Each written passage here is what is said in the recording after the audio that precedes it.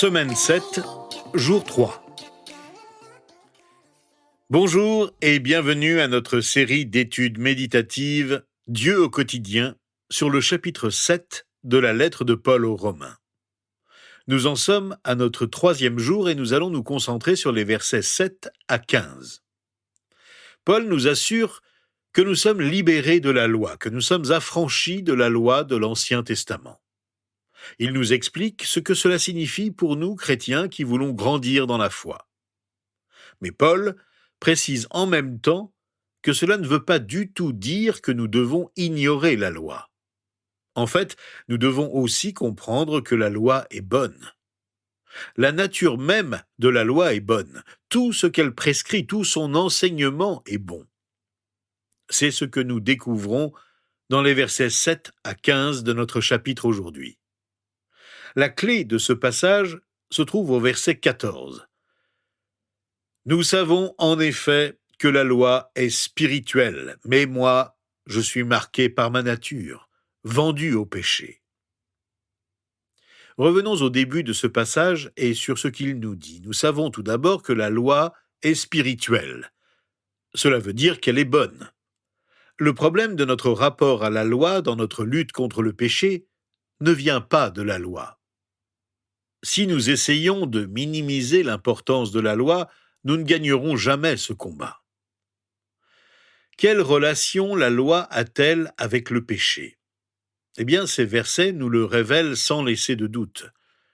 Nous lisons au verset 7 « Que dirons-nous donc ? La loi est-elle péché ? Certainement pas. Mais je n'ai connu le péché que par l'intermédiaire de la loi. En effet, je n'aurais pas su ce qu'est la convoitise si la loi n'avait pas dit « tu ne convoiteras pas ».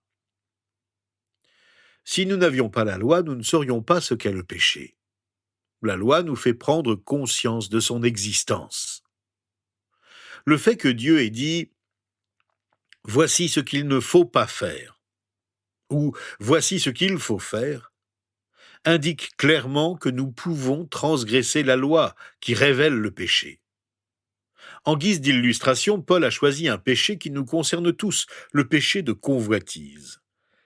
Il est facile de parler du péché de manière impersonnelle, mais lorsque nous commençons à parler de convoitise, cela le rend très personnel. La convoitise est sans doute le péché de la liste des 10 commandements que nous avons le plus de mal à vaincre. Qui ne convoite pas ? Je suis toujours surpris de constater la facilité avec laquelle la convoitise s'introduit dans ma propre vie. Que de fois n'ai-je pas dit « Pourquoi ont-ils obtenu quelque chose que je n'ai jamais eu ?» La convoitise est présente partout, au travail, dans notre famille, au cours d'un repas au restaurant et dans bien d'autres situations.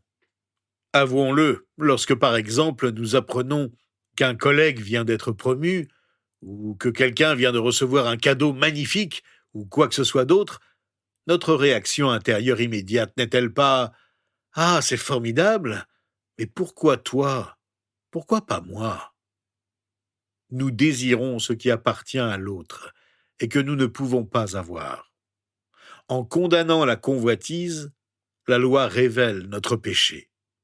C'est une sorte de miroir qui reflète notre image. Lorsque je tiens ce miroir et que je me regarde, je me vois tel que je suis. C'est comme si le miroir me disait « Voilà à quoi tu ressembles.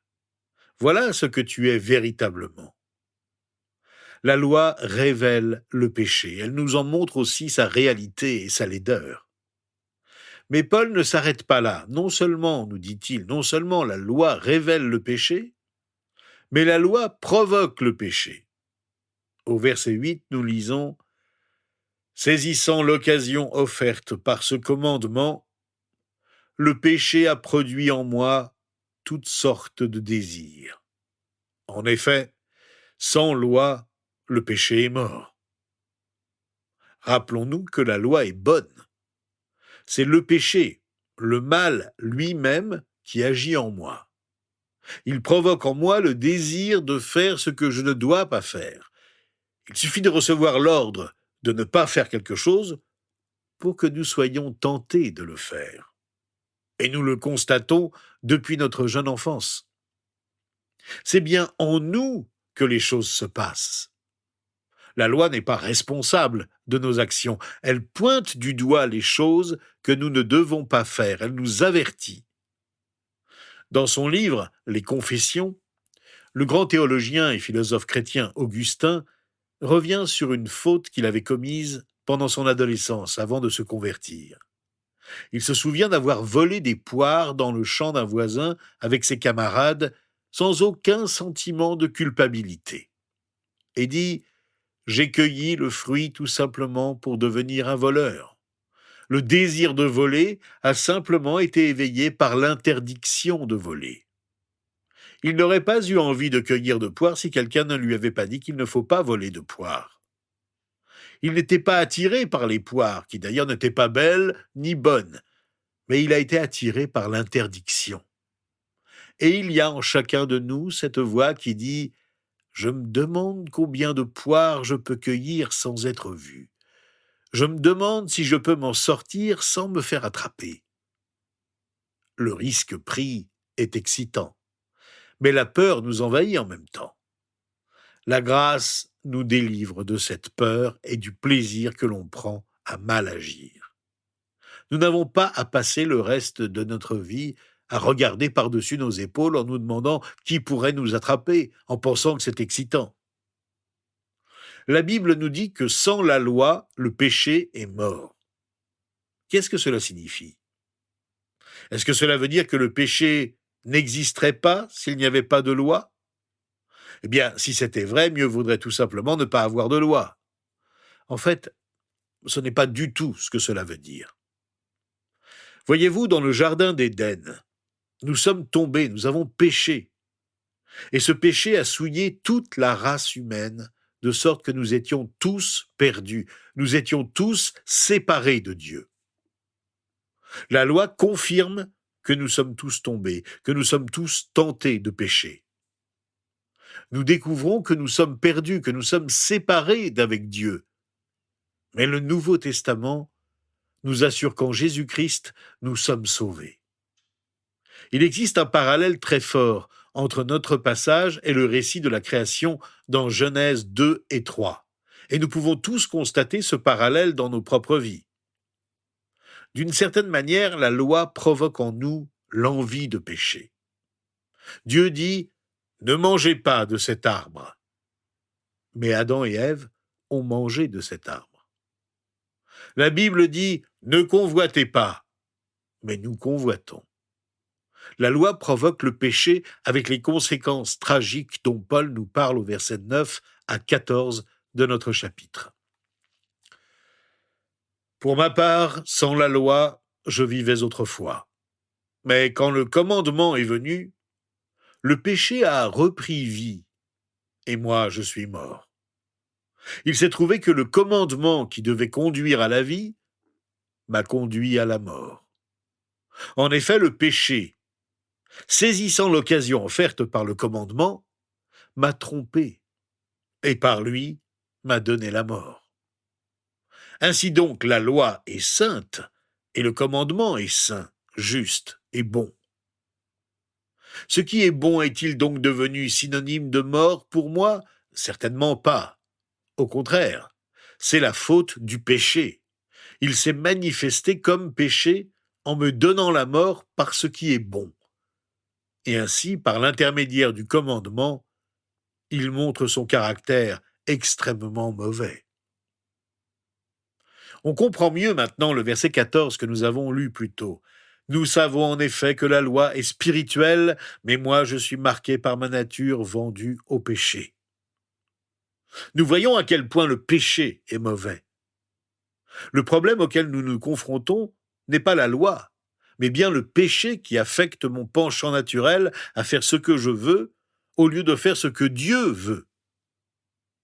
Faire porter la responsabilité de nos péchés sur la loi serait un peu comme s'emporter contre notre serveur de messagerie téléphonique parce que nous avons envoyé un mail insultant à notre patron et dire « c'est la faute à Google qui n'aurait jamais dû me laisser ouvrir un compte ».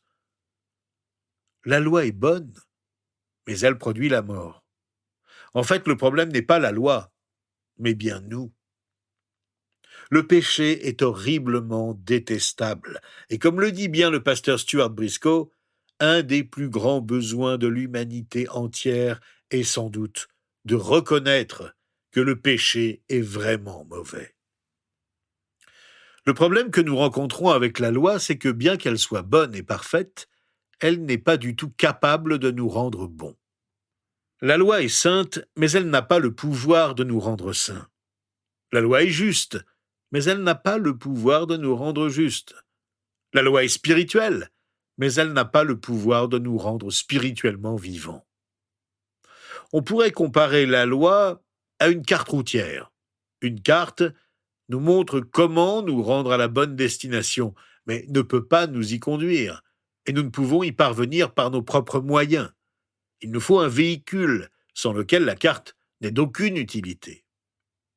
Les personnes légalistes croient qu'en observant scrupuleusement toute la loi, ils y parviendront un jour. Mais c'est une illusion. Nous avons besoin d'une nouvelle puissance, nous avons besoin d'une nouvelle force. Le légalisme essaie de se développer selon des règles qu'ils croient trouver dans l'Ancien Testament, ou bien qu'ils inventent. Mais cela est inutile. Paul l'exprime d'une manière poignante dans sa lettre aux Colossiens lorsqu'il dit « Si vous êtes morts avec Christ, aux principes élémentaires qui régissent le monde, pourquoi, comme si vous viviez dans le monde, vous soumettez-vous à toutes ces règles? Ne prends pas, ne goûte pas, ne touche pas. » Elles ne concernent que des choses destinées à disparaître dès qu'on en fait usage. Il s'agit bien là de commandements et d'enseignements humains. Ils ont en vérité une apparence de sagesse, car ils indiquent un culte volontaire de l'humilité et le mépris du corps, mais ils sont sans aucune valeur et ne servent qu'à la satisfaction personnelle. Dieu nous offre une voie différente, celle de la liberté. Dieu nous offre une espérance différente, basée sur sa grâce, et que nous recevons par la foi et non par la loi. C'est d'ailleurs sur cette note positive et encourageante que le chapitre 7 de la lettre aux Romains se terminera. Pour l'instant, alors que nous prions ensemble, soyons honnêtes avec nous-mêmes et avec Dieu.